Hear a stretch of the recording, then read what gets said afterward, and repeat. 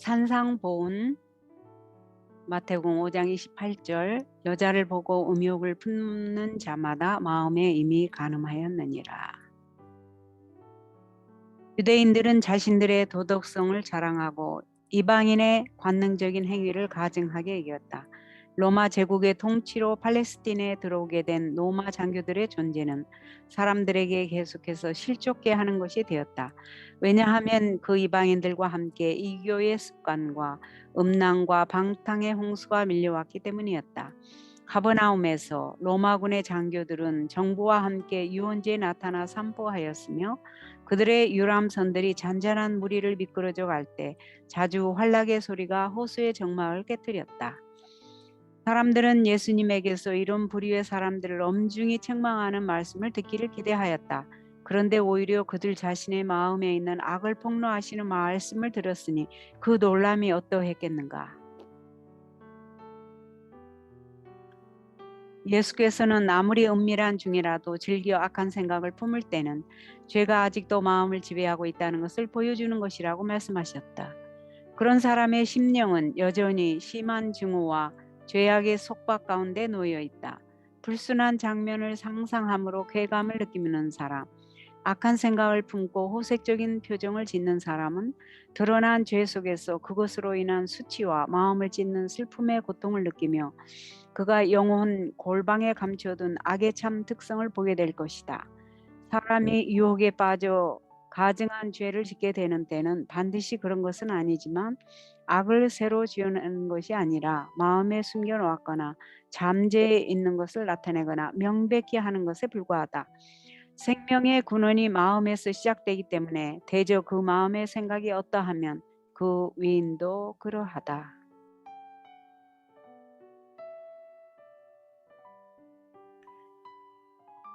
마태복음 5장 30절의 말씀입니다. 만일 내 오른손이 너로 실족게 하거든 찍어내 버리라. 병이 몸에 퍼져 생명을 빼앗지 않도록 하기 위해서 사람은 자신의 오른팔이라도 잘라내는 것을 감수해야 할 것이다. 영적 생명을 위태롭게 하는 것은 더욱 즐거운 마음으로 그렇게 해야 한다. 타락하여 사단에게 사로잡힌 영혼들은 복음을 통하여 구속을 받고 하나님의 자녀의 영광스러운 자유를 누려야 한다. 하나님의 목적은 단순히 죄의 필연적 결과인 고통에서만 구원하는 것이 아니라 죄 자체에서 구원하는 것이다.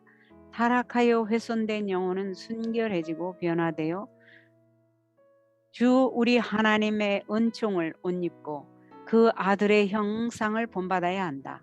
하나님이 자기를 사랑하는 자들을 위하여 예비하신 모든 것은 눈으로 보지 못하고 귀로도 듣지 못하고 사람의 마음으로도 생각지 못하였다. 오직 영원만이 하나님의 형상을 회복한 사람이 맞이할 영광스러운 운명을 드러낼 수 있다. 이 높은 이상에 도달하기 위하여 우리는 영혼을 넘어지게 하는 것을 버려야 한다. 죄가 우리를 사로잡는 것은 의지를 통해서이다. 의지를 굴복시키는 것을 눈을 빼버리거나 손을 베어버리는 것으로 표현하고 있다. 의지를 하나님께 굴복하는 것이 평생을 장애인으로 보내기로 동의하는 것처럼 보일 때가 자주 있다. 그러나 그리스도께서는 장애인이 되고 상처를 입고 절뚝발이가 되더라도 생명을 얻을 수 있다면 그것이 더욱 좋다고 말씀하신다. 그대가 재난으로 생각하는 그것이 최고의 유익에 이르는 길이 된다. 하나님은 생명의 근원이시기 때문에 그분과 교통함으로써만 생명을 소유할 수 있다. 하나님을 떠나면 목숨은 잠시 부지할지 모르나 생명은 소유할 수 없다. 일락을 좋아하는 이는 살았으나 죽었느니라. 디모데전서 5장 6절에 나온 말씀이죠. 우리의 의지를 하나님께 바침으로써만 그분께서 당신의 생명을 우리에게 주실 수 있다. 예수께서는 자아의 굴복을 통하여 당신의 생명을 받아들일 때만 당신께서 지적해 주시는 숨은 죄들을 극복할 수 있다고 말씀하셨다. 죄는 마음속에 감추고 사람의 눈에서 숨길 수 있다. 그러나 그러고도 어떻게 하나님 앞에 설 수 있겠는가? 만일 자아에 매달려 마음을 하나님께 바치기를 거절한다면 사망을 택하고 있는 것이다. 다름없다. 만일 자아에 매달려 마음을 하나님께 바치기를 거절한다면 사망을 택하고 있는 것이나 다름없다. 죄가 어디에서 발견되든지 하나님은 그것에 대하여 사르는 불이 되신다.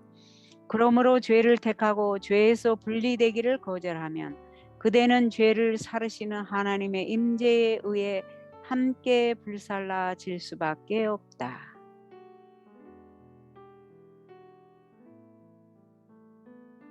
하나님께 자신을 바치는 것은 희생이 요구될 것이다.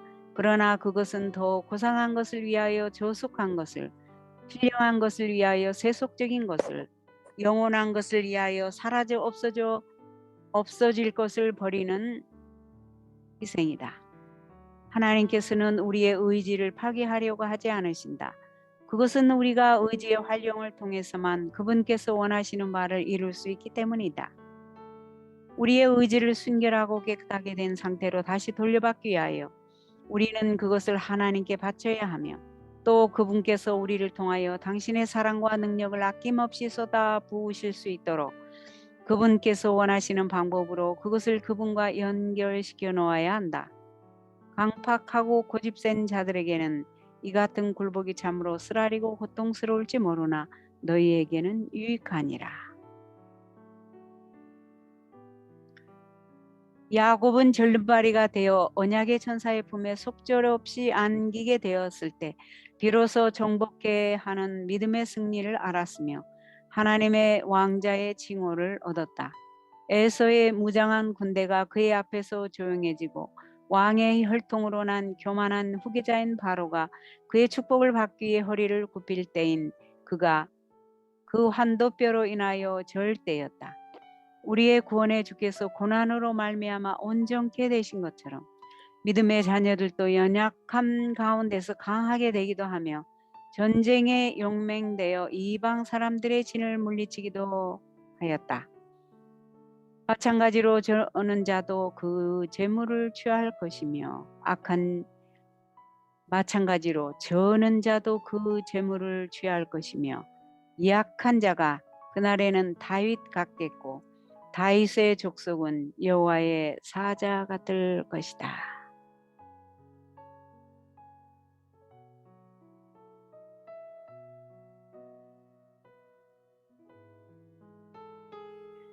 사람이 아무 연고를 물론하고 그 아내를 내어버리는 것이 옳으니까. 마태복음 19장 3절.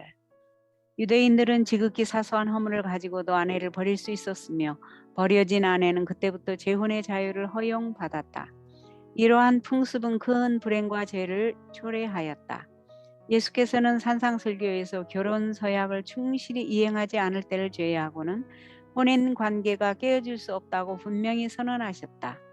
그분께서는 누구든지 음행한 연고 외에 아내를 내어버리고 다른 데 장가드는 자는 간음함이니라고 말씀하셨다.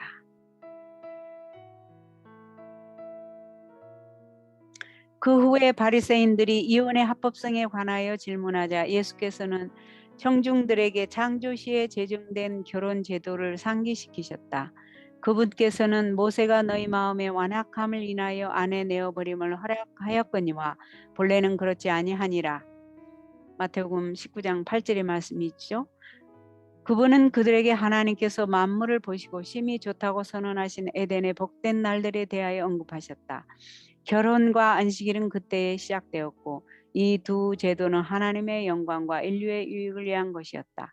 창조주께서는 거룩한 부부의 손을 혼인으로 연합시키실 때 남자가 부모를 떠나 그 아내와 연합하여 둘이 한 몸을 이룰지로라는 말씀을 주심으로써 아담의 모든 자손을 위한 결혼의 법칙이 마지막 때까지 유효함을 선언하셨다.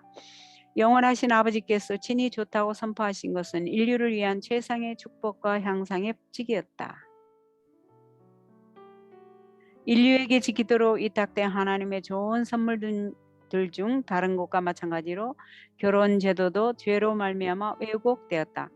그러나 그 제도의 순결과 아름다움을 회복하는 것이 복음의 목적이다.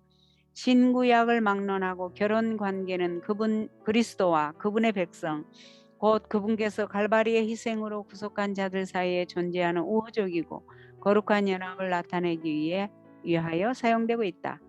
그분께서는 두려워 말라 이는 너를 지으신 자는 내 남편이시라. 그 이름은 만군의 여호와시며 내 구속자는 이스라엘의 거룩한 자시라.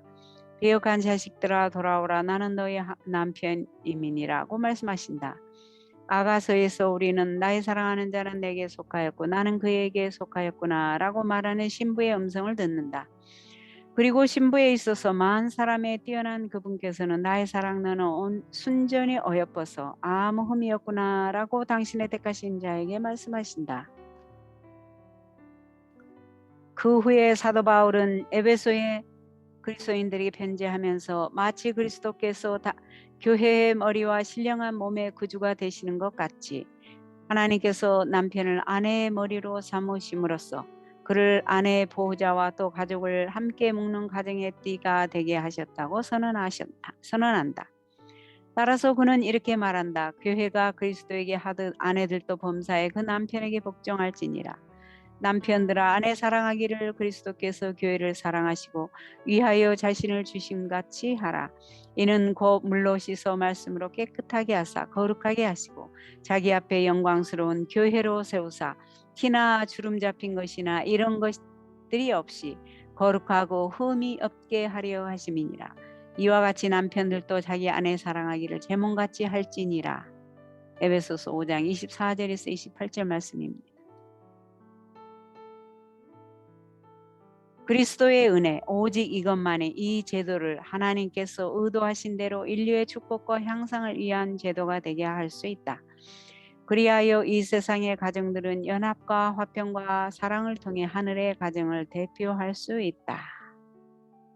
그리스도 당시와 마찬가지로 오늘날도 사회 형편을 보면 이 거룩한 관계에 대한 하늘의 이상이 제대로 펼쳐지지 못하고 있음을 알 수 있다. 그러나 우정과 기쁨을 바라던 곳에서 고통과 실망을 발견한 자에게도 그리스도의 복음은 위로를 준다. 그분의 영께서 나누어 주실 수 있는 인내와 온유는 비참한 운명을 호전시켜 줄 것이다. 그리스도께서 거하는 마음은 그분의 사랑으로 충만해지고 만족을 느끼기 때문에 남의 동정과 배려를 바라는 욕망이 사라질 것이다. 또 하나님께 마음을 굴복시킴으로써 인간의 지혜로 할 수 없는 것을 하나님의 지혜가 이루어 주실 것이다. 하나님의 은혜의 계시를 통하여 한때 냉랭하고 벌어졌던 마음들이 세상의 줄보다 더 튼튼하고 오래 견디는 줄, 그 고난의 시험을 견디어낼 사랑의 황금줄로 연합될 수 있을 것이다.